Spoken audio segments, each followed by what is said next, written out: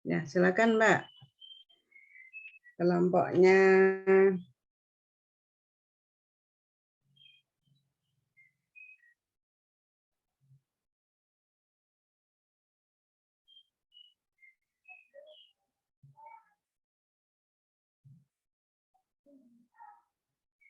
Kelompok 6, silakan. Segera share screen. Baik, Ibu, sebentar.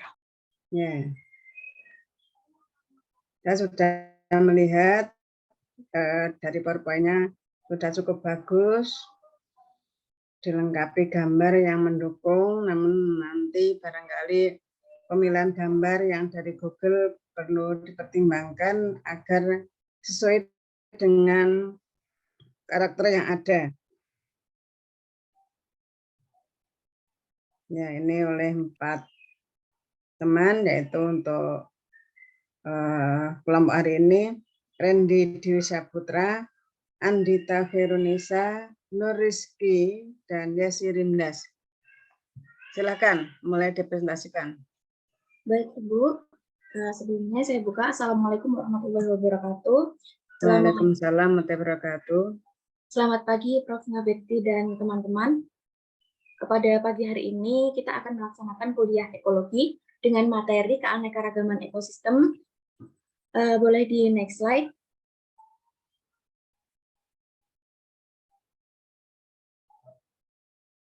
Oke, untuk anggota kelompok kami sendiri, yang pertama ada Randy Dwi Saputra dengan nomor NIM belakang 066, kemudian ada Andita Khairunisa dengan nomor NIM belakang 040, kemudian ada Nuris Nazifa Hidayati dengan NIM belakang 031, dan saya sendiri Yesi Rindas Pradevi dengan NIM belakang 058.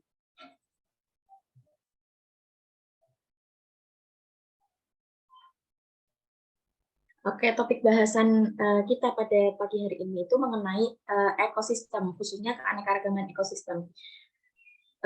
Kami akan membahas mulai dari pendahuluan, kemudian akan disertai oleh contoh ekosistem. Nah, ekosistem sendiri yang akan kami bahas itu, yang pertama ada terestrial daerah tropis, yang kedua ada ekosistem laut, yang ketiga ada ekosistem air tawar, yang keempat ekosistem mangrove, dan yang kelima adalah ekosistem sungai.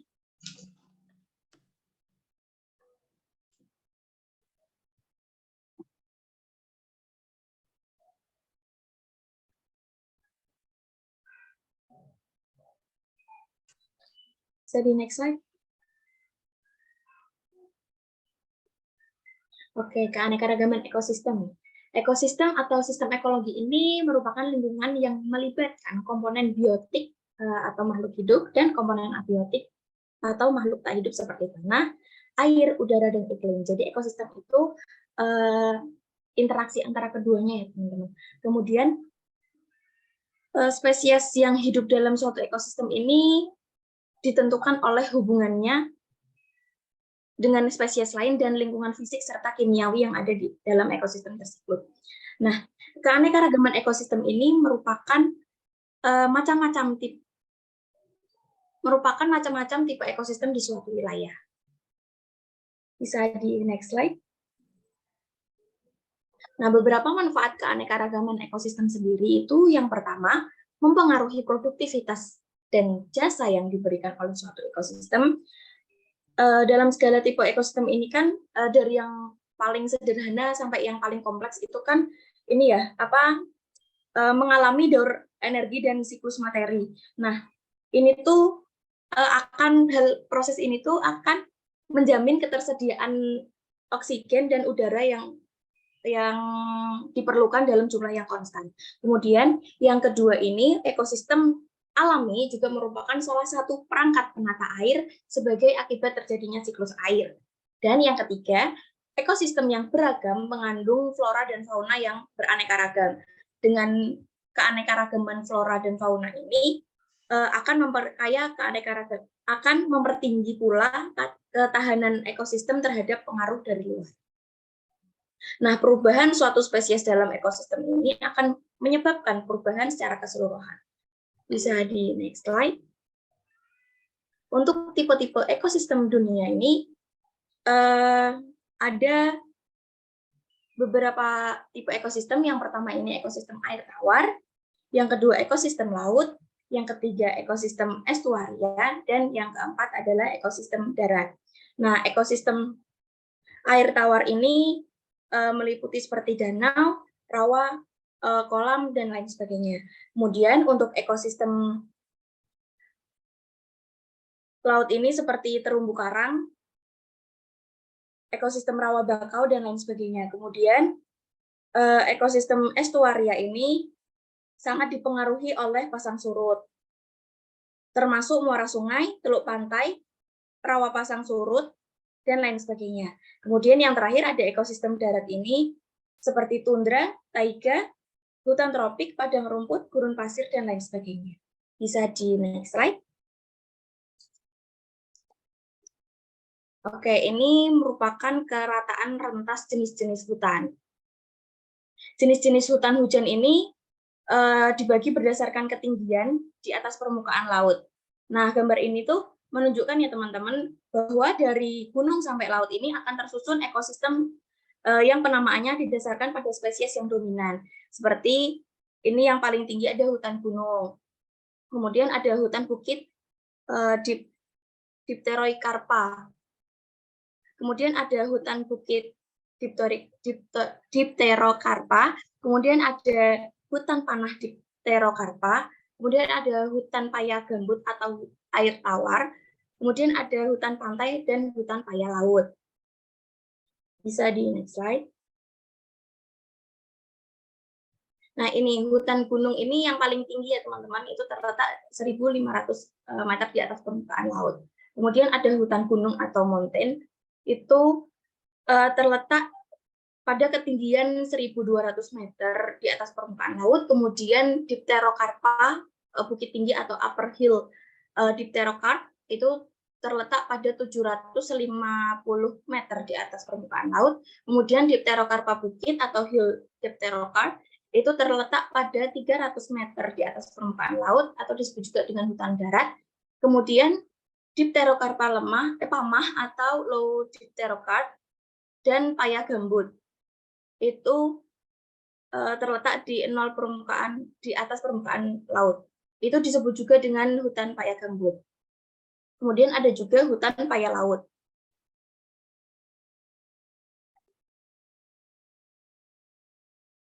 Bisa di next slide.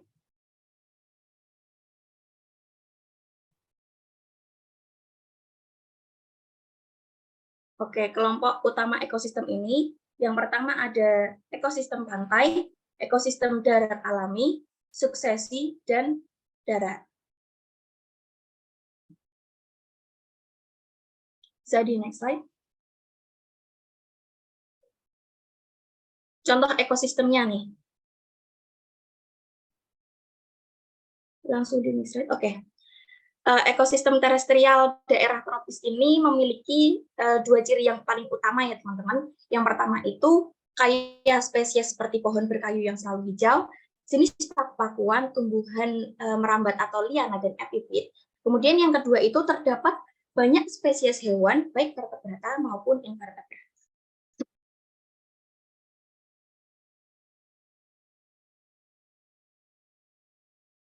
Bisa di next slide. Nah, stratifikasi dari ekosistem terestrial ini yang pertama ada lapisan teratas, yaitu dengan pohon ketinggian antara 30 sampai 45 meter. Kemudian ada lapisan tingkat B, itu pohon dengan ketinggian antara 18 sampai 27 meter. Kemudian yang ketiga itu lapisan tingkat C, pohon dengan tinggi antara 8 sampai 14 meter, dan lapisan tingkat D berupa semak dengan ketinggian lebih dari 8 meter. Kemudian ada lapisan tingkat E, terdiri dari semak dan kecambah itu dengan ketinggian 0 sampai 1 meter. Hutan hujan tropis ini berdasarkan ketinggiannya dibagi menjadi 4 macam. Yang pertama itu hutan dataran rendah. Terdapat pada dataran rendah dan bukit dengan ketinggian 600 meter di atas permukaan laut. Tipe vegetasinya terkaya ya, di daerah tropis atau keanekaragaman spesiesnya tinggi gitu. Kemudian memiliki tajuk tinggi dan terdapat banyak strata di dalamnya. Kemudian yang kedua yaitu hutan pegunungan bagian bawah atau submontane forest. Nah, ini tuh terdapat pada ketinggian 600 hingga 1.400 meter di atas permukaan laut. Penampakannya seperti hutan dataran rendah, tetapi pohon tumbuh lebih kecil dan formasinya agak berbeda. Ditemukan banyak tumbuhan jenis Orchidae atau Pteridophyta. Kemudian yang ketiga, hutan pegunungan bagian atas atau mountain forest. Nah, mountain forest ini terdapat pada ketinggian 1.400 hingga 3.000 meter di atas permukaan laut. Nah, untuk penampakannya sendiri itu tergantung pada ketinggian dan topografinya. Menyerupai hutan di daerah iklim sedang, serta vegetasinya berupa semak rendah atau pohon kecil, kerdil, jenis konifer atau jenis vegetasi gabungan. Yang keempat itu ada hutan subalpin dan alpin. Nah, ini biasanya lebih tipe tumbuhannya itu lebih kerdil ya teman-teman, dan banyak dijumpai jenis endemik. Hal yang mungkin disebabkan ini karena penyinaran UV yang cukup kuat sehingga terjadi mutasi dan spesifikasi yang dipercepat. Kemudian bisa di next slide. Nah, untuk penelitian yang sudah pernah dilakukan oleh teman-teman sebelumnya dan bunga bukti itu penelitian yang dilakukan di perkebunan teh Medini. Ini diketahui bahwa ada beberapa flora khas pada kebun teh Medini. Yang pertama itu bisa dilihat pada gambar A, itu ada teh. Kemudian yang gambar B itu ada Kim Hong. Yang ketiga ada yang C itu ada Arbey. Kemudian yang gambar D itu merupakan akar wangi. Bisa di next slide. Nah, untuk fauna khas sendiri yang ditemukan di kebun teh Medini itu, yang pertama ada ulat teh, yang gambar B itu ada tonggeret, dan yang ketiga ada walang kopo, dan yang keempat ini ada rangkong. Bisa di next slide. Oke, ekosistem air tawar. Selanjutnya akan dijelaskan oleh rekan saya. Silakan. Baik, terima kasih kepada Mbak Yesi. Selanjutnya, contoh ekosistemnya adalah ekosistem air tawar. Ekosistem air tawar ini dibagi menjadi dua macam. Yang pertama, air tergenang atau lentik. Lentik berasal dari kata lenis yang berarti tenang. Contohnya ada danau, kolam, dan rawa. Kemudian yang kedua ada air mengalir atau lotik. Lotik diambil dari kata lotus yang berarti tercuci atau selalu bersih atau selalu terganti. Contohnya mata air, aliran air atau brook, creek, dan juga sungai.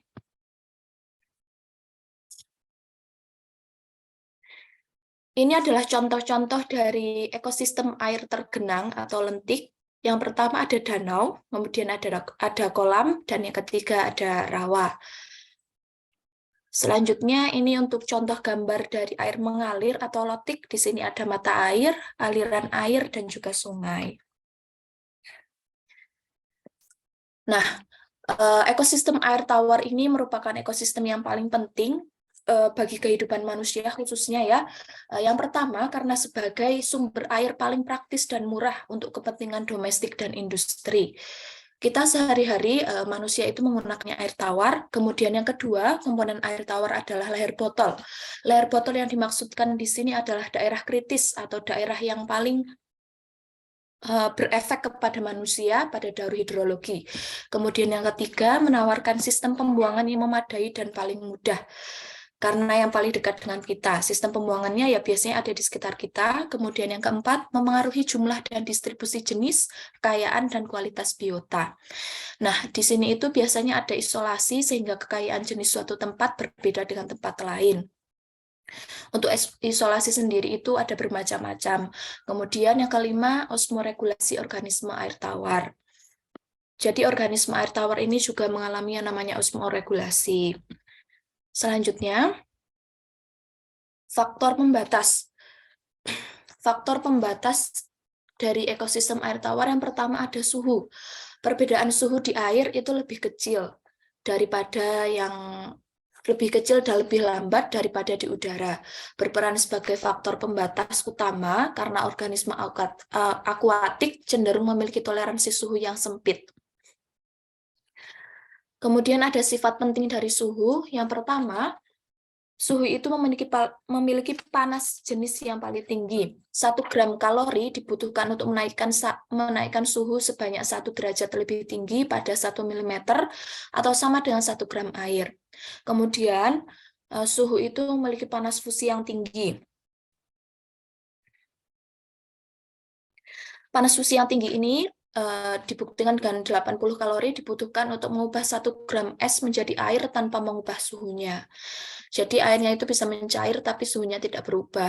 Kemudian yang ketiga, panas evaporasi yang tinggi. 536 kalori diserap untuk evaporasi secara terus-menerus. Sebagian besar sinar matahari digunakan untuk evaporasi air dan alur energi ini mengubah iklim. Jadi panas evaporasi ini berperan besar dalam perubahan iklim. Kemudian yang keempat, kerapatan air tertinggi pada suhu 4 derajat Celcius. Yang kedua, ada kejernihan. Nah, kejernihan ini memiliki beberapa pengaruh. Yang pertama, membatasi zona fotosintesis ekosistem akuatik. Jadi kalau misalkan semakin jernih, berarti kan sinar mataharinya semakin dalam masuk ke dalam air, dan itu berarti semakin banyak flora atau fauna yang bisa berekosistem di dalamnya. Kemudian kalau misalkan keruh, berarti kan semakin dangkal sinar matahari yang bisa masuk ke dalam air. Kekeruhan akibat lumpur atau partikel mengendap merupakan faktor pembatas. Karena ini kan menyebabkan lumpur dan pengendapan itu menyebabkan suatu ekosistem air menjadi dangkal. Kemudian kekeruhan akibat organisme merupakan indikasi produktivitas. Maksudnya adalah misalkan pada suatu ekosistem keruh, misalkan banyaknya eceng gondok, berarti kan itu produktivitas dari eceng gondoknya besar gitu. Kemudian gerakan air, prinsip bentuk gerakan air adalah gelombang atau waves, kemudian arus atau current, dan juga surge. Kemudian gelombang terutama disebabkan oleh angin. Bentuk dan ketinggian gelombang tergantung pada berbagai kondisi lokal, yaitu seperti yang pertama, perairan terbuka, yang kedua, arah, durasi, dan kecepatan angin, kemudian bentuk garis pantai, dan yang keempat, sejumlah relatif kedalaman air.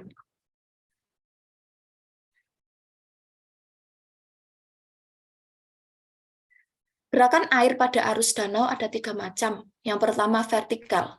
Vertikal ini jarang di perairan darat, kecuali pada perairan yang luas, akan menghasilkan perubahan suhu, morfologis, atau hidrostaltik.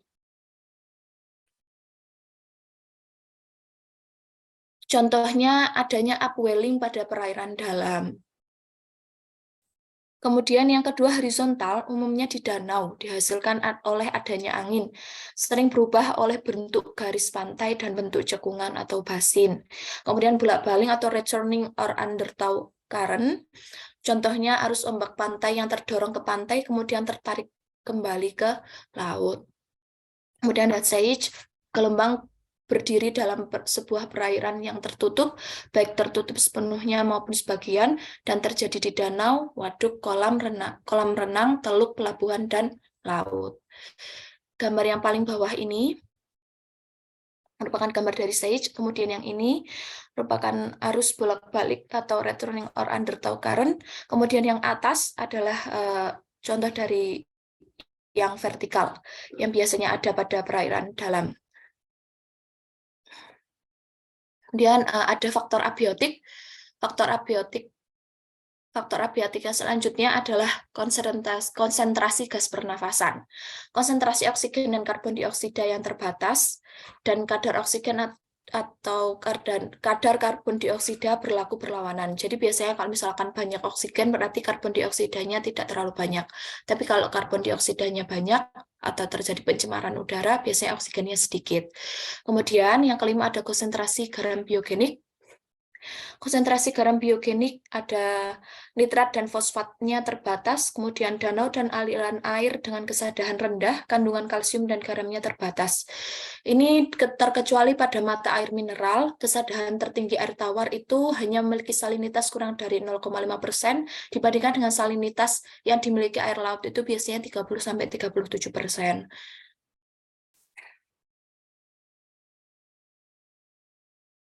Ini adalah raw bening, contoh dari komponen abiotiknya ada senyawa anorganik dan organik seperti air, karbon dioksida, oksigen, kalsium, nitrogen, garam-garam fosfor, asam-asam amino, dan asam humik.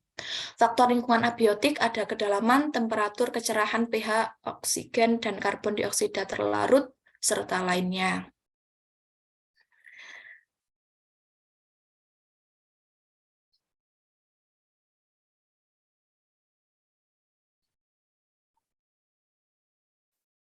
Berikut ini ada beberapa gambar ya. Organisme produsen dapat dibedakan berdasarkan cara hidup dan ukurannya, yaitu yang pertama ada fitoplankton. Fitoplankton merupakan tumbuhan kecil yang melayang dalam badan air, kemudian ada parifton. Parifton ini merupakan tumbuhan besar berakar, biasanya tumbuh di daerah dangkal. Contohnya ada eceng gondok atau Eichhornia crassipes, kemudian teratai, nymphaea, elodea, hydrilla verticillata, kemudian ada kapu-kapu atau salvinea. Kemudian yang ketiga ada rumput dan herba yang tumbuh pada pulau terapung. Yang atas ini ada eceng gondok, kemudian ini teratai atau nymphaea, kemudian yang ini adalah elodea. Kemudian yang ini ada hydrilla, ini juga ada yang tadi disebutkan. Kemudian selanjutnya ada organisme konsumen di rawa bening terbagi menjadi yang pertama ada berdasarkan jenis makanan, ada konsumen primer, sekunder, dan tersier, kemudian konsumen yang hidup di dasar perairan atau bentos, dan di dalam air atau nekton, kemudian mikrokonsumen atau saprofor, terdiri dari bakteri saprofit dan jamur saprofit.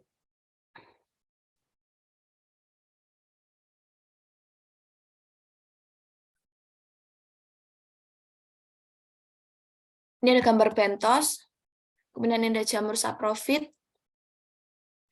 ada nekton, dan kemudian ini ada semacam parasit pada tubuh ikan. Selanjutnya, ekosistem sungai akan disampaikan oleh rekan saya.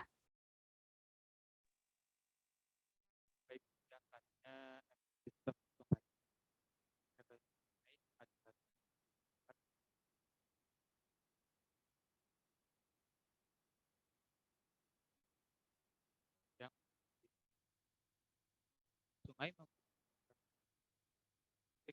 yang terarah dan sekitar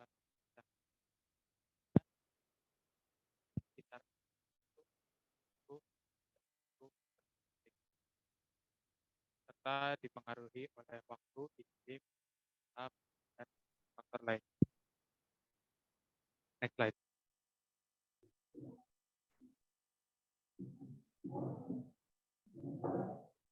Ya Randy, suaranya diperkeras. Baik. Ya, sudah jelas sekarang.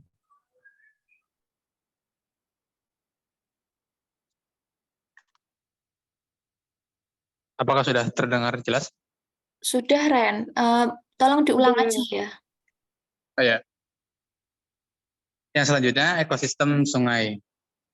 Sungai itu merupakan saluran air tawar yang mengalir dan bermuara ke laut, danau, atau sungai lain yang lebih besar. Sungai itu memiliki arus yang searah dan relatif kencang. Kisaran kecepatannya itu berkisar antara 0,1 hingga 1 meter per detik. Kemudian dipengaruhi oleh waktu, iklim, dan faktor lain. Next slide. Ya, selanjutnya karakteristik sungai. Biasanya bagian hulu itu memiliki badan sungai yang dangkal, kemudian airnya itu lebih jernih dan arusnya cepat. Sedangkan untuk bagian hilir itu memiliki badan sungai yang lebih lebar, kemudian air lebih dalam, dan keruh dan alirannya biasanya lebih lambat. Next slide. Nah, secara spesifik, sungai itu terbagi menjadi dua bagian, yaitu yang berarus cepat dan juga yang berarus lambat. Sungai yang mengalir cepat itu punya karakteristik tipe substrat yang berbatu dan berkerikil. Sedangkan yang lambat itu biasanya tipe substratnya itu pasir dan berlumpur. Next slide. Nah, menurut Odum tahun 1988 itu zona sungai itu terbagi menjadi dua, yaitu zona air deras dan zona air tenang. Karakteristik dari zona air deras itu yang pertama daerah perairan yang dangkal, kemudian kecepatan arus tinggi, dasar sungai yang padat, dan biasanya itu terdapat pada hulu sungai di daerah pegunungan. Kemudian di zona air deras itu dihuni oleh bentos yang beradaptasi khusus atau organisme perifitik yang melekat pada substrat padat dan ikan yang kuat berenang karena memiliki arus yang deras. Gambar di samping itu merupakan gambar hulu dari salah satu sungai yang ada di daerah Banyumas, dan di gambar selanjutnya itu ada nanti disajikan gambar dari hilir atau muara sungai dari sungai ini. Next slide. Nah, ini gambarnya. Biasanya itu di bagian hilir itu airnya tenang. Karakteristik zona air yang tenang itu bagian sungainya itu dalam, kemudian kecepatan arusnya mulai berkurang, kemudian terdapat endapan yang ada di dasar, kemudian biasanya ada di tempat yang landai. Dan di zona air tenang itu tidak sesuai untuk bentos permukaan, tetapi cocok untuk penggali nekton pada beberapa kasus plankton. Nah, di zona air tenang itu kan dijelaskan tadi terdapat endapan di dasar. Nah, itu karena tidak memiliki arus yang cukup deras, sedangkan tadi yang di zona air deras itu biasanya substratnya itu kan tadi dijelaskan berbatu dan berkerikil. Nah, jadi substrat yang mudah terbawa itu tidak terdapat di zona air yang deras. Next slide. Nah, kemudian komponen biotik dan abiotik dari ekosistem sungai. Nah, komponen biotiknya itu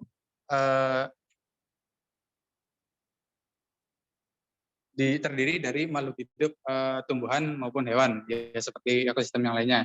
Nah, ekosistem komponen biotik hewan dari ekosistem sungai itu contohnya adalah udang, dan kemudian ikan, keong, temis, kerang, ular, serangga, dan yang lainnya. Kemudian selain itu untuk komponen biotik tumbuhannya itu ada eceng gondok, lumut, plankton, ganggang, dan lain-lain. Next slide.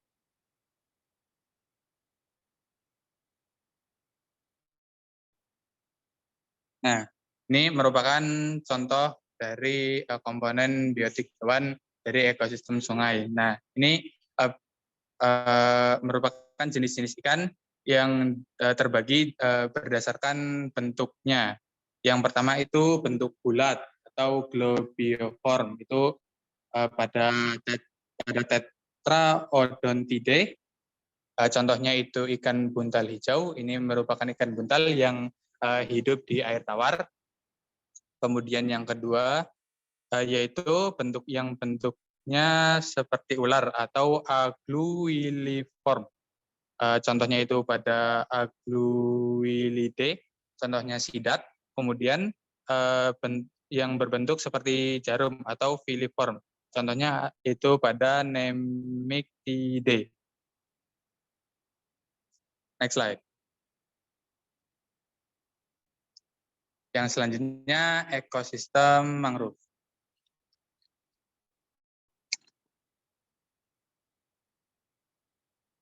Ekosistem mangrove merupakan ekosistem hutan yang khas terdapat di sepanjang pantai atau muara sungai yang masih dipengaruhi oleh aksi pasang surut air laut. Nah, ekosistem mangrove itu juga termasuk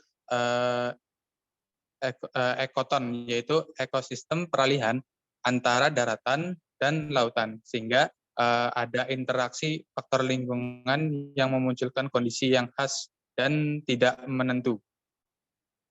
Nah, ekosistem mangrove itu ditemukan tumbuh subur pada pantai yang terlindung, daratan, atau tempat-tempat yang mempunyai muara sungai yang besar dengan substrat dasar biasanya berlumpur. Next slide.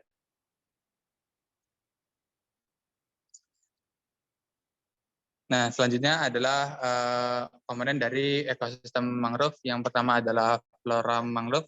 Flora mangrove itu dibagi menjadi dua, ya secara umum dibagi menjadi dua, yaitu mangrove sejati dan mangrove ikutan.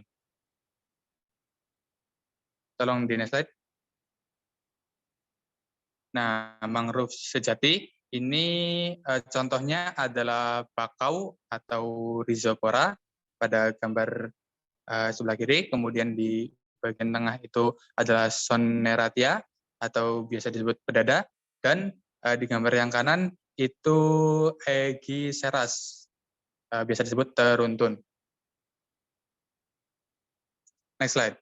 Nah, sedangkan yang mangrove ikutan itu contohnya itu adalah waru laut atau Thespesia sp, ya, dan Ipomea pes carpe atau tapak kuda. Nah, variasi dari flora ekosistem mangrove itu punya hubungan erat dengan jenis substratnya. Misalnya yang pada rhizopora atau bakau itu biasanya hidup di tempat yang terlindung dari hempasan ombak yang keras. Kemudian misalnya pada Soneratia itu biasanya hidup pada substratnya yang berlumpur halus. Next slide. Yang selanjutnya fauna mangrove. Ekosistem mangrove dihuni oleh dua komunitas fauna, yaitu fauna terestrial dan fauna akuatik. Fauna yang dominan hidup di ekosistem mangrove itu biasanya moluska, krustasea, dan ada beberapa jenis ikan. Next slide. Nah, ini merupakan contohnya dari kelompok krustasea, itu contohnya adalah Littorinidae, kemudian mohon maaf, pada moluska contohnya itu Littorinidae, kemudian krustasea contohnya ada kepiting bakau, dan ada contoh lain itu ikan Periophthalmus. Nah, ikan Periophthalmus itu tidak cuma ikan Periophthalmus, biasanya pada umumnya itu di ekosistem mangrove punya adaptasi yang berbeda.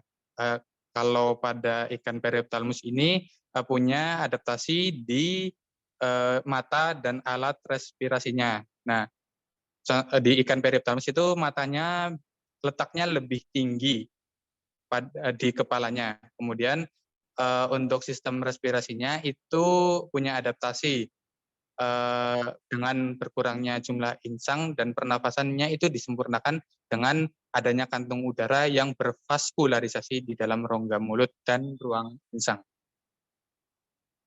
Next. Selanjutnya ekosistem laut yang akan dijelaskan oleh teman saya. Baik, terima kasih Randy. Selanjutnya adalah ekosistem laut. Laut itu merupakan bagian dari ekosistem perairan. Nah, yang mempunyai ciri-ciri yang pertama bersifat kontinental, yang kedua luas dan dalam karena permukaan bumi yang paling luas adalah lautan daripada daratan. Oleh sebab itu, laut ini memiliki ciri luas. Kemudian yang ketiga asin. Laut bersifat asin karena limpahan air yang membawa unsur-unsur garam pada bebatuan. Kemudian yang keempat memiliki arus dan gelombang. Laut juga bisa mengalami pasang maupun surut. Dan kemudian laut juga dihuni oleh beberapa organisme laut. Karena di laut juga terdapat komponen biotik maupun abiotik. Ekosistem laut yang luas dan dalam menyebabkan terjadinya variasi fisiko-kimiawi lingkungan. Next slide. Oke, yang pertama adalah faktor abiotik. Kita akan membahas mengenai pasang dan surut. Pasang surut adalah naik dan turunnya permukaan air laut secara periodik selama interval waktu tertentu. Nah, terjadi karena adanya interaksi antara gaya gravitasi serta gaya sentrifugal. Perputaran sistem bumi bulan itu membentuk gaya sentrifugal, itu gaya ke arah luar dan diimbangi oleh gaya gravitasi keduanya. Pada bagian bumi yang menghadap bulan, gaya gravitasinya itu lebih kuat daripada gaya sentrifugal sehingga mengakibatkan air laut yang menghadap bulan tertarik ke atas atau pasang naik.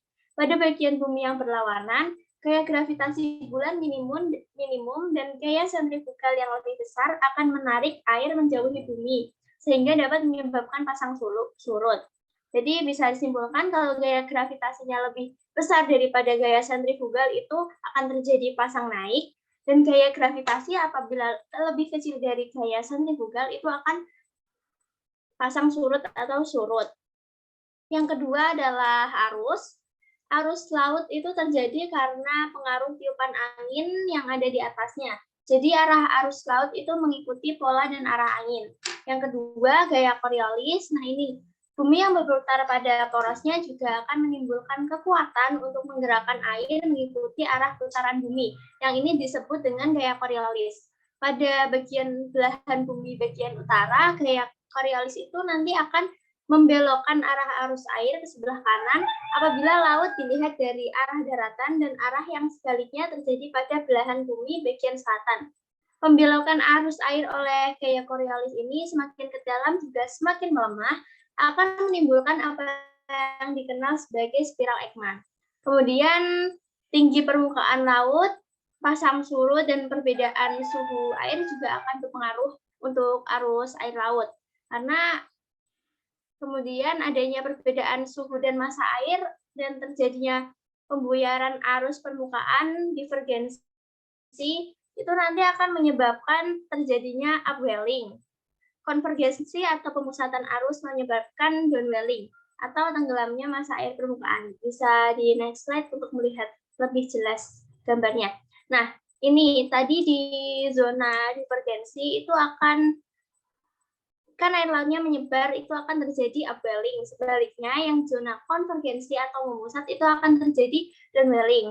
Nah, upwelling itu apa? Upwelling itu adalah proses di mana air dingin kaya akan nutrien dari lapisan dalam laut naik ke permukaan. Ini terjadi ketika angin permukaan yang kuat, seperti angin pasat atau angin pantai, mengalir sejajar dengan garis pantai dan mendorong air permukaan menjauh dari pantai. Air yang menggantikan air yang bergerak menjauh ini berasal dari lapisan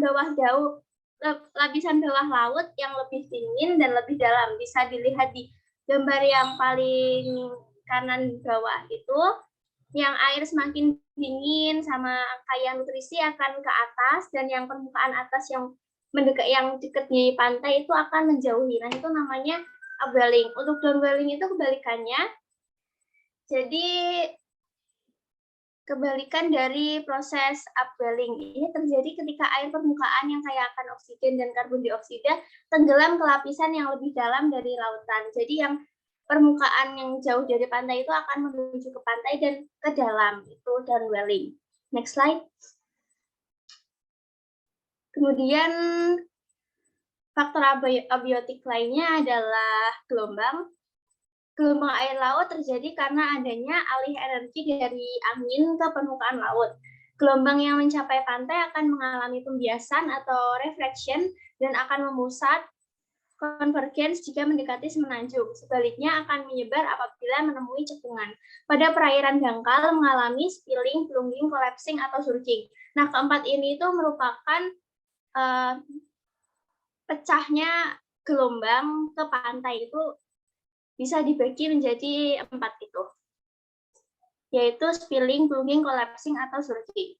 Kemudian selanjutnya faktor abiotik lainnya adalah salinitas, karena salinitas ini tuh adalah air laut merupakan tingkat kadar garam terlarut dalam air, karena air laut itu asin ya.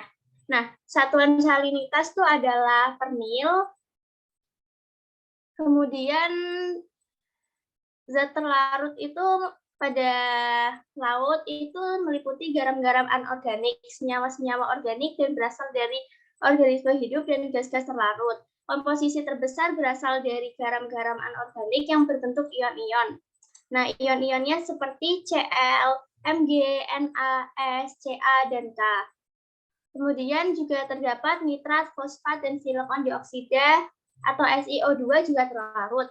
Nah, dari terlarut ini tuh sebanyak 0,01%-nya itu ya si nitrat, fosfat, sama silikon dioksida. Nah, ini memiliki arti yang sangat penting bagi kehidupan organisme di laut. Nitrat dan fosfat sangat dibutuhkan oleh tumbuh-tumbuhan untuk sintesis zat organik dalam fotosintesis.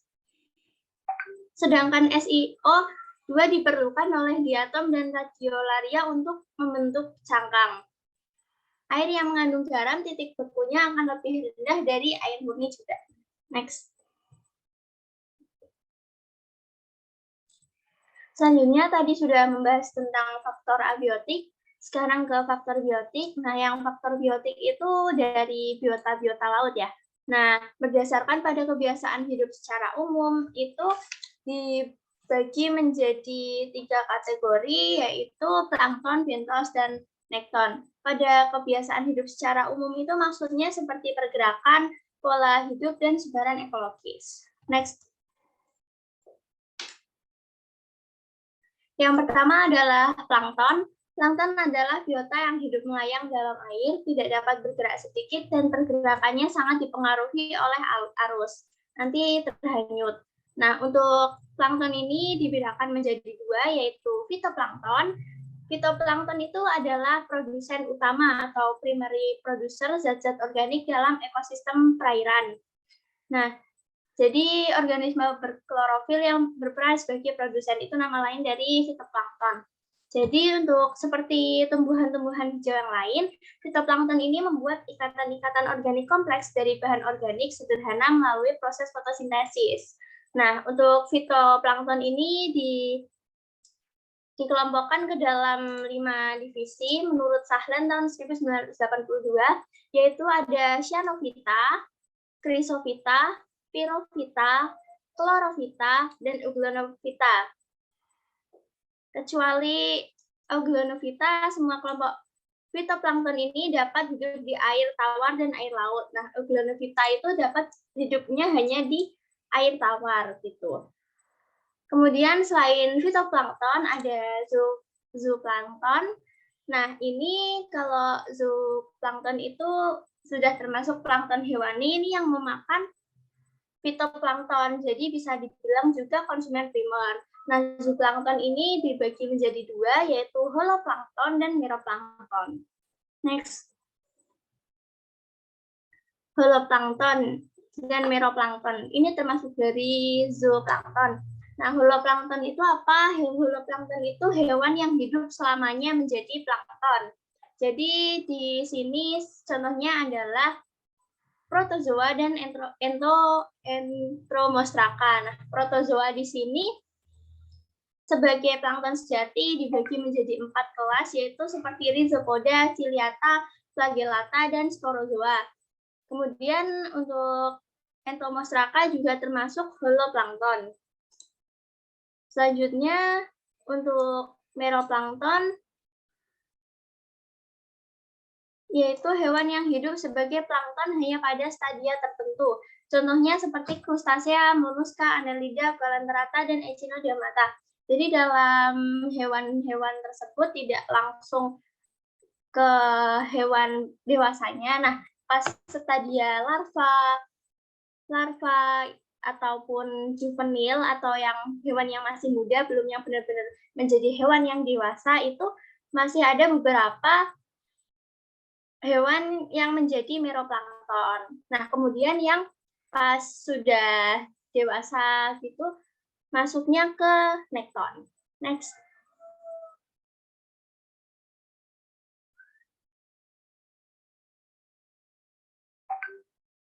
Kemudian bentos. Bentos ini mencakup semua biota yang hidup menempel, merayap, atau membuat liang di perairan mulai dari daerah litoral sampai laut dalam. Bentos ini berperan untuk filter feeder. Ini tuh untuk menyaring ya. Jadi filter feeder itu juga dapat memakan bangkai organisme dan pembersih perairan dan dasar laut. Contohnya dari bentos itu ada beberapa, yaitu bentos yang bisa merayap, contohnya adalah bintang laut, kemudian bentos yang bisa membuat liang, contohnya adalah kerang-kerangan, dan bentos yang menempel, contohnya adalah next. Oke, yang terakhir dari biota laut adalah nekton. Nekton adalah organisme perairan yang memiliki kemampuan untuk berenang bebas di dalam kolam air dan mampu menentukan sendiri arah geraknya. Organismenya itu seperti ikan, penyu, vertebrata laut, dan sebagainya, sotong, dan sebagainya. Pokoknya untuk nekton ini di luar dari plankton dan bentos. Next.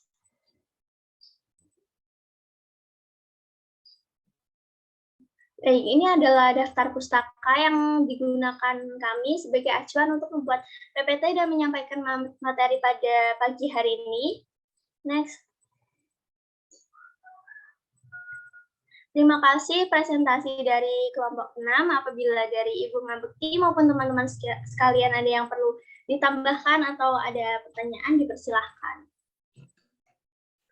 Oke, saya akan memberikan tanggapan sedikit saja karena nanti masih ada diskusi baik yang tertulis maupun barangkali teman-teman yang rombel pukul 11 bisa langsung raise hand atau menuliskan di chat gitu. Terima kasih kepada kelompok 6 hari ini, Mas Randy, Mbak Yesi, Mbak Andita, dan Mbak Nuriski yang telah menyampaikan materi dengan baik, didukung dengan gambar yang mencukupi. Artinya seperti yang saya sampaikan bahwa gambar-gambar di buku cetak adalah terbatas mengingat menekan harga ya agar bisa terjangkau oleh mahasiswa, dan karena menggunakan pendekatan JAS maka sebagian besar bisa dicari dengan berburu atau menjelajah alam sekitar baik langsung maupun tidak langsung. Sehingga ini sudah memenuhi syarat untuk kelompok 6 ini. Kemudian saya ingin tanyakan kepada Anda semuanya, nanti boleh menjawab secara langsung, hanya singkat sih. Sebetulnya keanekaragaman ekosistem ini lebih disebabkan oleh faktor abiotik atau biotik. Yuk, siapa yang bisa menjawab? Dari kelompok 6 langsung boleh, yang kelompok yang lainnya juga boleh. Keragaman ekosistem ini lebih disebabkan oleh faktor abiotik atau biotik. Tentu dengan alasannya ya, meskipun singkat, 1-2 patah 2 kalimat enggak apa-apa. Ayo, siapa yang bisa menjawab? Siapapun dari 2 rombel. Kalau mungkin Jabar, Prof, dari biologi A, izin menjawab. Ya. Oke, Mas Jabar, gimana? Kalau dari Jabar pendapatnya mungkin dari faktor abiotiknya ya, Prof. Karena kalau faktor abiotik, kalau kita melihat tadi di keanekaragaman ekosistem itu kan antara yang di darat, yang di laut, bahkan yang di darat juga itu kan ada stratifikasinya masing-masing. Otomatis stratifikasi itu kan mengukur ada ketinggian yang berbeda, ada suhu yang berbeda, pancaran matahari yang berbeda, iklim juga berbeda. Nah, iklim yang berbeda tersebut akan mempengaruhi kepada keanekaragaman organisme yang ada di sana, baik tumbuhan maupun hewan. Sehingga kalau misalkan faktor abiotik atau faktor lingkungannya itu berbeda-beda, maka akan mempengaruhi organisme yang hidup di sana. Sedangkan kalau misalkan faktor biotik itu kan berarti mungkin berkaitan dengan organisme, kemudian mutasi-mutasi yang terjadi di sana. Nah, mutasi-mutasi tersebut itu kan tidak secepat dengan faktor abiotik. Nah, terjadinya mutasi juga kan disebabkan oleh faktor abiotik. Sehingga menurut Jabar, faktor abiotik itu yang paling mempengaruhi keanekaragaman suatu ekosistem. Oke, Begitu, Prof. ya. Betul, Mas Ahmad Jabar, juga dengan teman-teman yang lain. Jadi keragaman ekosistem, juga bahkan mungkin genetik maupun spesies itu lebih disebabkan oleh komponen abiotik. Komponen abiotik itu tinggal menyesuaikan kalau dia cocok dengan faktor biotiknya dia hidup, kalau enggak dia tidak hidup atau kepindah ke yang lain. Jadi kalau kita lihat tadi bahwa dengan faktor abiotik yang berbeda akan memunculkan komposisi vegetasi spesies yang berbeda-beda. Lebih ditentukan oleh keragaman abiotik. Oke. Kemudian berikutnya, barangkali juga kalau nanti ada pertanyaan bahwa kalau kita lihat tadi penyebabnya kondisi faktor abiotik, nah, barangkali ini untuk masukkan ke kelompok 6, gambar tentang ekosistem suksesi itu kayaknya kurang jelas. Kalau mau memberikan gambar yang dimaksud ekosistem suksesi adalah ekosistem yang disebabkan oleh suksesi baik primer maupun sekunder. Di buku paket Bunga Bekti sudah ada contohnya. Yang primer pada cover depan itu dari batu yang tidak ada apa-apanya, kemudian akhirnya menjadi batunya hancur, sudah dihuni oleh berbagai macam tumbuhan. Yang sekunder misalnya meletusnya Gunung Merapi tahun 2010 juga termasuk suksesi sekunder karena ternyata yang berubah hanya sementara saja kerusakan pada bagian atas dari vegetasi, namun bagian tanahnya masih utuh sehingga komposisi vegetasi antara sebelum dan sesudah suksesi itu masih sama. Seperti halnya juga pada ekosistem sawah. Setelah ditanami padi, padi dipanen, kemudian dibajak, digaru, nanti siap untuk ditanami lagi itu komposisinya sama. Sementara yang berbeda adalah di suksesi primer. Kalau yang terkenal di buku-buku yang lainnya adalah suksesi primer meletusnya Gunung Krakatau. Itu terkenal. Jadi kalau mau memberikan contoh lebih baik di situ. Gitu, masukkan untuk kelompok 6. Kemudian, nah, sebelum saya lupa, untuk tugas untuk kelompok ini, kelompok kelas pagi pukul 7, yang pukul 11 sudah ya Mbak Asra sebagai konten sudah membagi tugas individu. Tugas individu adalah membahas satu ekosistem yang belum ada di buku, bukan mangrove, bukan laut, boleh yang lain. Selain itu, di buku Bunga Bekti juga ada aneka macam ekosistem di seluruh dunia, ada 40-an ekosistem, masing-masing siswa berbeda. Tolong nanti Mbak Arini sebagai konten ekologi pukul 7 membagi secara acak, jadi nanti tuliskan nama-nama ekosistem yang perlu dibahas, lalu diundi siapapun yang dapat, kemudian membahas sesuai dengan yang ada di LKM ekosistem. Itu ada bagaimana ekosistem apa, penyebarannya di mana, bagaimana ciri khas dari komponen abiotiknya, apa komponen biotiknya juga, terutama flora fauna khasnya. Lalu ada permasalahan saat ini seperti apa dan bagaimana konservasinya. Itu nanti seperti hanya yang lainnya dikumpulkan di Google Drive paling lambat akhir bulan ini. Mbak Arini masih join? Masih, Bu. Baik, Ya, Bu. nanti tolong dibagi ya untuk teman-teman. Setiap orang beda-beda sehingga nanti semua mahasiswa membahas ekosistem berbeda. Contohnya seperti halnya penampilan di bukunya Bunga Bekti bahwa di Rawapening itu gambar dari kami yang peroleh, tidak ada di Google. Ya, Jadi alangkah bagusnya jika gambar-gambar pendukung itu adalah hasil eksplorasi kalian semuanya. Namun kalau tidak, agar dianggap bukan plagiat, maka disebutkan sumbernya. Google link-nya mana boleh. Ya. Karena misalnya kalau kita tidak punya ekosistem itu atau jauh dari lokasi kita, maka tentu tidak bisa menjangkau. Misalnya terumbu karang, tentu agak susah karena untuk bisa meneliti terumbu karang, Anda harus punya keterampilan khusus, bagaimana nyelam, alatnya seperti apa, kameranya seperti apa, itu tentu tidak mungkin. Ekosistem kutub, Anda juga tidak mungkin ke kutub ya dalam waktu yang singkat ini. Jadi, tapi lebih bagus kalau real di dekat Anda, apapun ekosistemnya boleh. Ya, misalnya ekosistem baik yang alami maupun yang buatan, silahkan. Gitu. Lalu untuk ekosistem sungai, tadi sudah dibahas apa itu flora fauna, tapi jangan lupa bahwa di kiri kanan atau di tepi sungai itu ada yang namanya vegetasi riparian. Mohon dicatat kalau di buku saya belum ada. Vegetasi di sepanjang sungai itu namanya vegetasi riparian.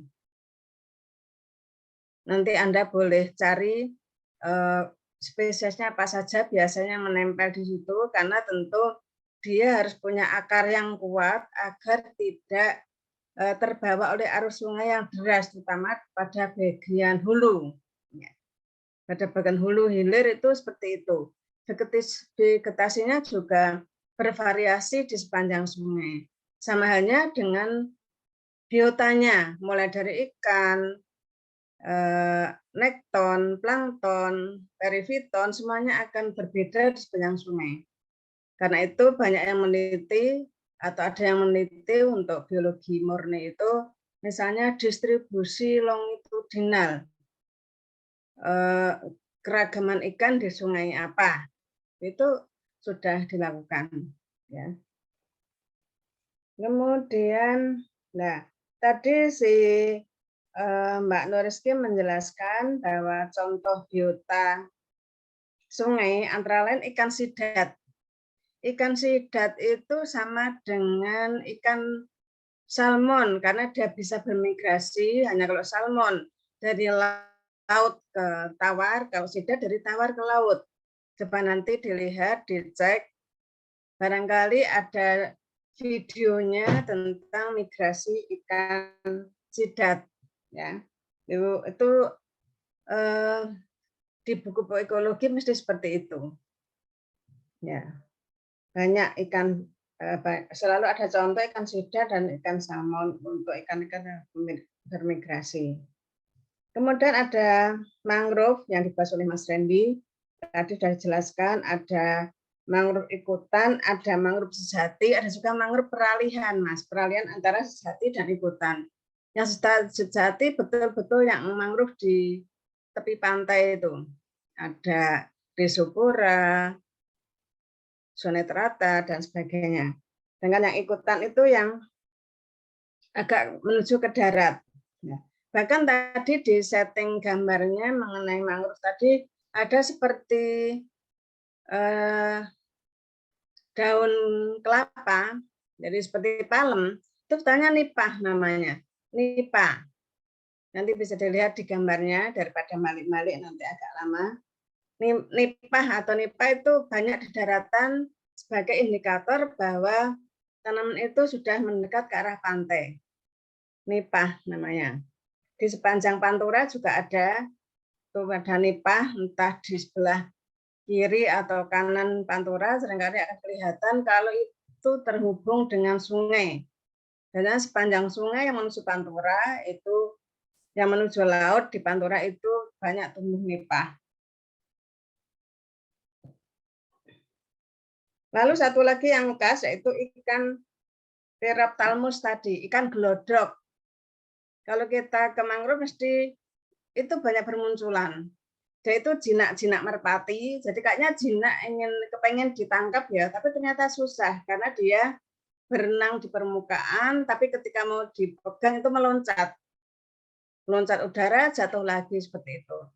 Kemarin mungkin kalau Anda yang sudah ikut biokonservasi ke Tapak Tuberjo, mengamati mangrove di sana, itu bisa akan banyak ditemukan ikan glodok atau ikan Perophthalmus. Yang ciri khasnya adalah bagian matanya lebih menjorok ke atas dari tubuhnya. Kemudian untuk ekosistem laut yang dibahas oleh Mbak Andita tadi, itu bagus dengan gambar-gambar yang lengkap. Jadi ini juga barangkali sebagai perbandingan teman-teman ekologi kelompok siang jam 11, itu kemarin hanya standar saja ya, hanya copy paste dari buku.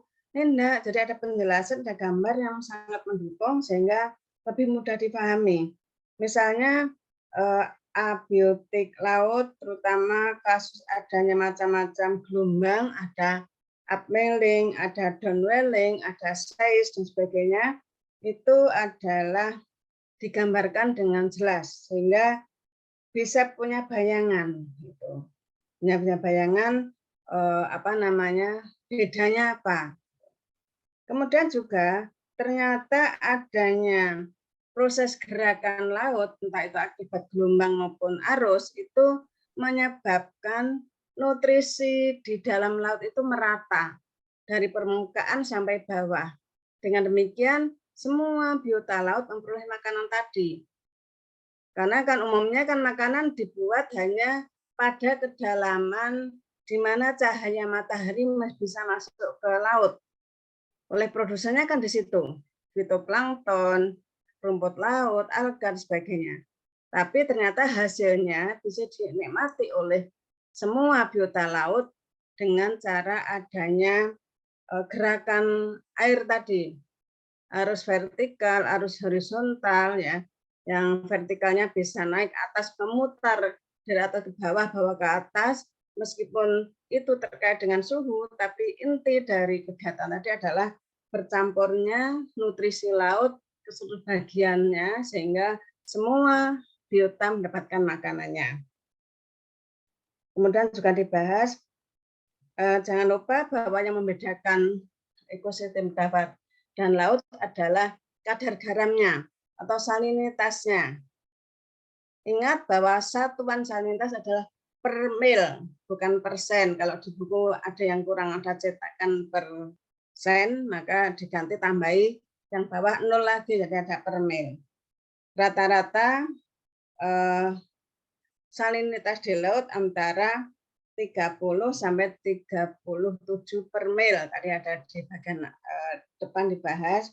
Atau kalau di rata-rata sekitar 35 per mil. Tapi ada ekstrim tinggi, yaitu di laut mati. Mengapa laut mati? Konon karena mati, tidak ada biota yang bisa hidup di sana akibat tingginya salinitas. Kemudian tadi sudah dibahas, biotanya ada plankton, ada fitozoo, lalu di zoo itu ada holo dan mero, itu sudah lengkap sekali. Juga ada bentos. Bentos itu sebenarnya ada baik di perairan darat maupun laut, ya. Posisinya kalau di daratan yang di hulu sungai itu kan karena masih dangkal, biasanya menempel di bebatuan. Tapi kalau di laut atau di sungai dalam biasanya ada di bagian dasar perairan. Kalau Anda nanti ingin melihat, diambil saja media dasar bentos, misalnya di Embung Unes, di Rawapening juga ada. Kalau mau bentos permukaan, kalau kemarin jalan-jalan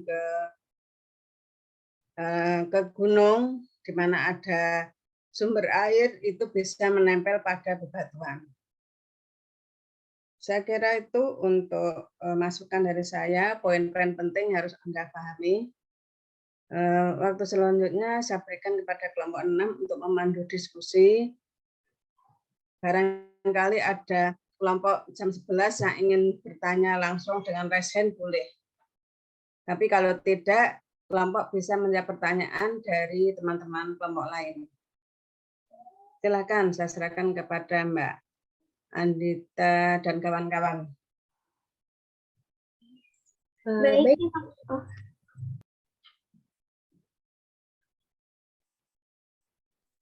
Baik, terima kasih Ibu Ngabekti atas tambahannya. Kemudian kita akan lanjut sesi pertanyaan. Ini dari sesi pertanyaan Rombel Video A 2021 sudah dituliskan di grup Telegram kami. Ini ada beberapa pertanyaan. Untuk pertanyaan yang pertama dari kelompok 1. Untuk dari Karina ya. Ekosistem memiliki keberagaman dalam jenisnya. Untuk ekosistem air tawar, kira-kira apa saja hewan yang termasuk dalam hewan endemik yang hanya ditemukan pada ekosistem air tawar di Indonesia? Mungkin untuk Mbak Yesi bisa dijawab. Terima kasih. Oke, baik Andita. Untuk ekosistem hewan di Indonesia yang endemik ya, itu tuh yang pertama yang saya tahu ada ikan hias bangai cardinal fish. Itu ditemukan di perairan Sulawesi Tengah. Itu tubuhnya pipih dengan warna keperakan dan memiliki ekor yang terbelah dua. Nah, ikan ini memiliki totol-totol di bagian tubuhnya.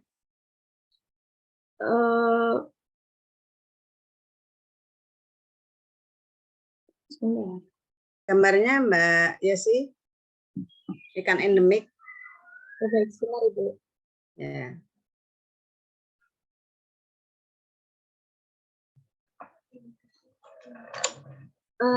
Sambil saya mencari gambarnya, bolehkah untuk ini Bu lanjut ke pertanyaan selanjutnya dulu begitu? Boleh, silakan. Agak dipercepat karena saya juga sudah mau berangkat ke rumah sakit nih.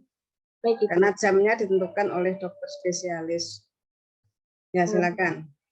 Kemudian untuk pertanyaan kelompok 2 ini dari Cikwota Zakia Zahra dengan NIM belakang 001. Pertanyaannya adalah faktor abiotik salah satunya kejernihan, di mana kejernihan berpengaruh dalam membatasi zona fotosintesis ekosistem akuatik. Apa saja zona fotosintesis ekosistem akuatik yang dipengaruhi oleh kejernihan? Mungkin bisa dijelaskan zona dan perbedaan tiap zonanya. Jadi sebenarnya tuh yang dimaksud dengan zona fotosintesis ekosistem akuatik itu sendiri tuh ada satu zona yang membatasi gitu, yang apa ya, yang memungkinkan adanya fotosintesis di dalam zona tersebut gitu. Yang saya tahu zona tersebut tuh yaitu zona fotik atau zona eufotik, zona epigelanik atau disebut juga sebagai zona sinar matahari. Nah, di zona ini tuh lapisan paling tinggi dari sebuah perairan itu dapat ditembus oleh sinar matahari. Nah, jadi sebuah zona perairan itu terbuka. Nah, di zona inilah yang memungkinkan fitoplankton itu untuk melakukan fotosintesis begitu. Jadi tidak ada yang per zona-zona apa fotosintesisnya sendiri gitu. Mungkin itu yang dapat saya sampaikan. Cikwita, apakah pertanyaannya terjawab?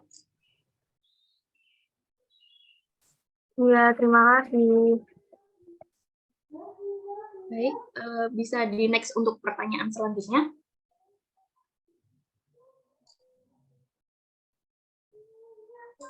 Baik, untuk kelompok 3 ada 2 pertanyaan dari Desi dan Sarita.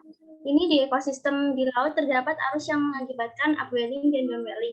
Adakah pengaruh adanya upwelling dan downwelling itu terhadap organisme dan biota laut? Kalau ada, apa pengaruhnya? Baik, terima kasih pertanyaannya dari Desi. Saya akan menjawab pertanyaan dari Desi terlebih dahulu. Namun, minta tolong untuk ke slide sebelumnya yang ada gambar upwelling.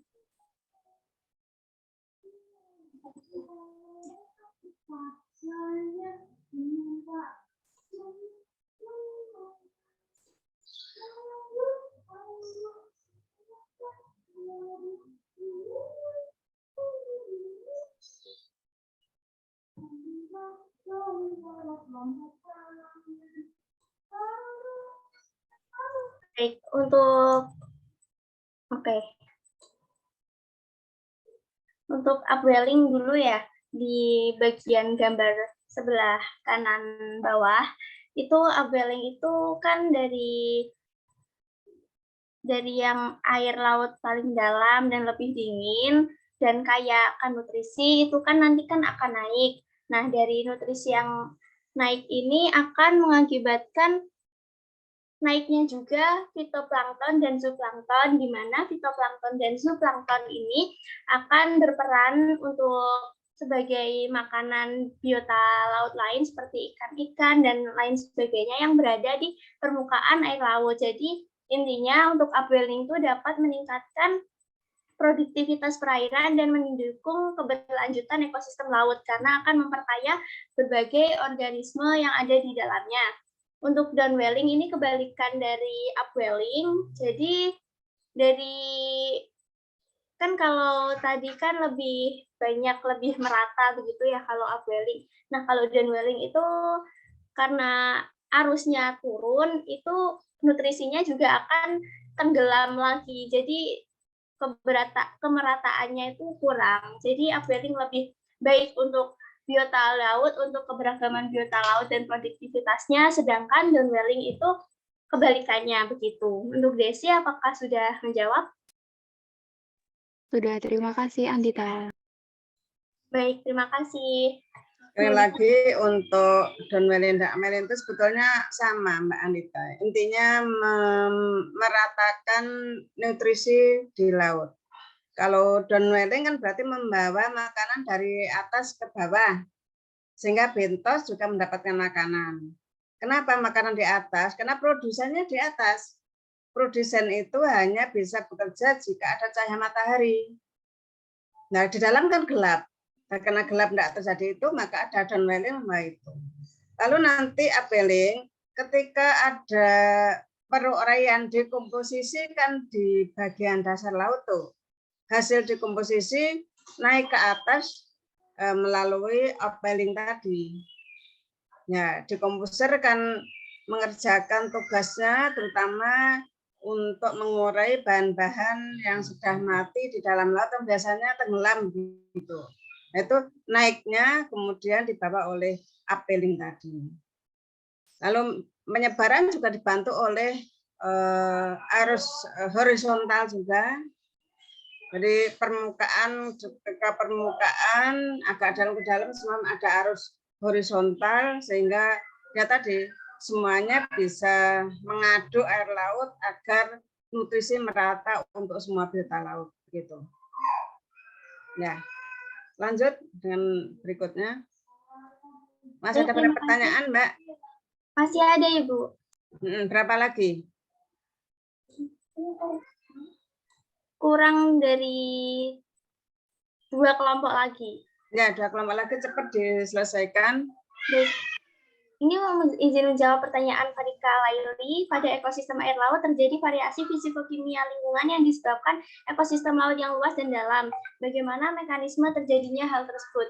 Karena ekosistem air laut yang luas dan dalam ini juga akan menjadi faktor pembatas bagi kehidupan organisme. Karena di dalam ekosistem laut itu banyak sekali ya komponen-komponennya. Jadi itu juga bisa menyebabkan menjadi faktor pembatas dalam ekosistem laut. Kemudian untuk laut yang luas dan dalam itu juga hanya ciri-ciri dari laut dan berbagai daerah di permukaan bumi itu terdiri dari laut yang luas dan dalam. Next slide untuk yang pertanyaan kelompok 4 dari Azizah Bersa. Jika terjadi perubahan iklim dan mempengaruhi ekosistem sungai, bagaimana adaptasi spesies terhadap perubahan yang terjadi pada air dalam ekosistem sungai, seperti ada perubahan dalam aliran air sungai, seperti itu. Untuk pertanyaan kelompok 4 akan dijawab oleh Randy. Untuk Randy, dipersilakan. Ya,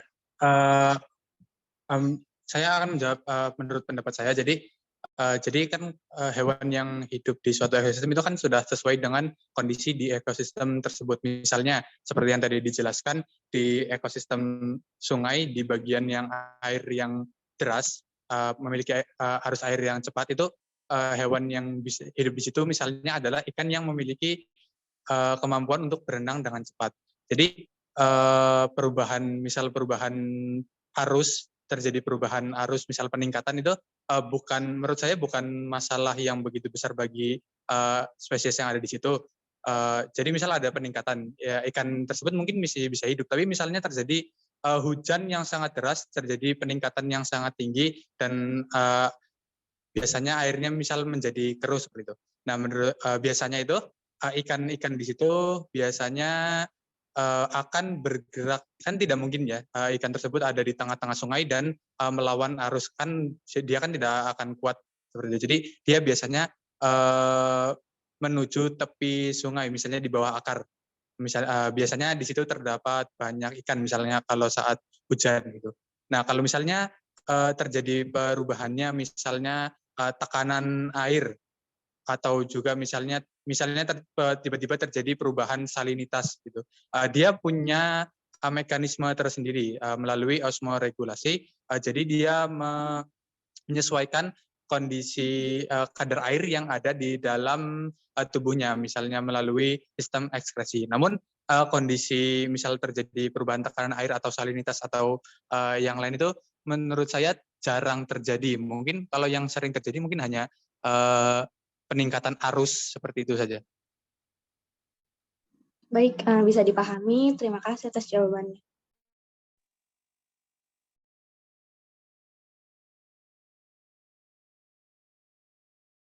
Baik, untuk pertanyaan dari kelompok 5, dari Nurul Azizah dengan NIM belakang 056, air tawar dinilai penting oleh manusia. Contohnya komponen air tawar adalah leher botol pada daur hidrologi.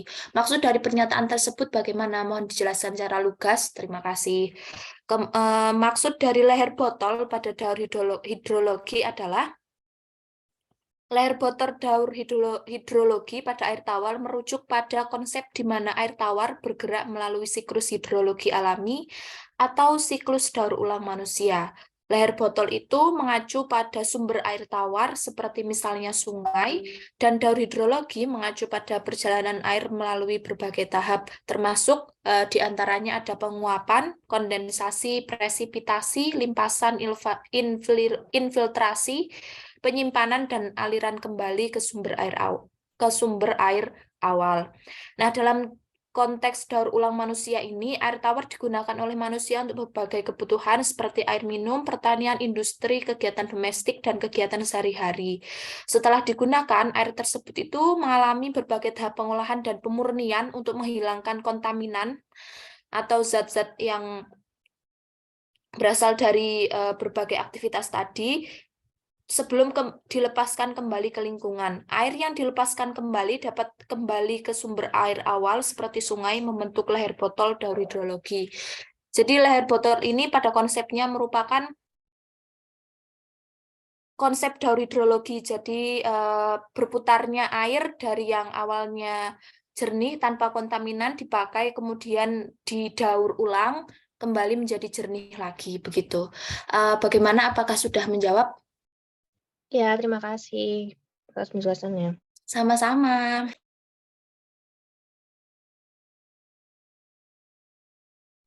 Sudah habis ya pertanyaannya ya, Mbak kelompok 6? Sudah, Ibu. Kurang tadi yang Yesi menunjukkan gambar.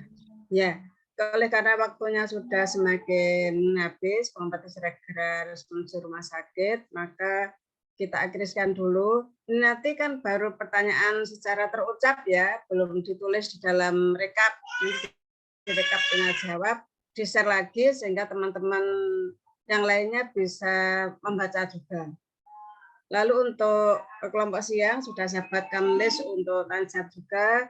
Nanti selain saya share tanya jawab kelompok pagi ini, juga saya share ke kelompok jam 11 sehingga nanti semuanya bisa memahami jika memiliki pertanyaan yang sama. Saya kira sekian dulu. Teman-teman yang lambat nanti akan saya input kembali di Sikadu. Saya belum bisa membuka dua-duanya. Sekian dulu, saya tutup dengan selamat siang dan Assalamualaikum warahmatullahi wabarakatuh. Waalaikumsalam warahmatullahi wabarakatuh. Terima kasih, Bu. Ya, kita live sama-sama ya.